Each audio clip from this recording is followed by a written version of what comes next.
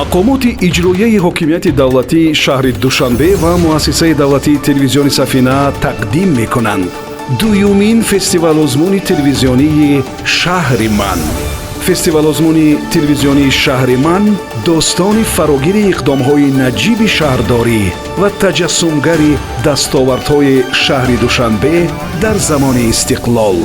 хоҳишмандон метавонанд бо барномаву филмҳои телевизионие ки ба мавзӯи пойтахти аз ин замон шаҳри душанбе бахшида шудааст дар ин фестивалозмун аз рӯи номинаҳои зерин иштирок кунанд: беҳтарин филм дар мавзӯи шаҳрсозӣ, беҳтарин филм дар мавзӯи хизматрасонӣ, беҳтарин филм дар мавзӯи рушди маориф, беҳтарин филм дар мавзӯи рушди тандурустӣ, беҳтарин филм дар мавзӯи иҷтимоъ, беҳтарин филм дар мавзӯи иқтисодиёт, беҳтарин филм дар мавзӯи рушди фарҳанг, беҳтарин филм дар мавзӯи рушди варзиш, беҳтарин филм дар мавзӯи рушди сайёҳӣ.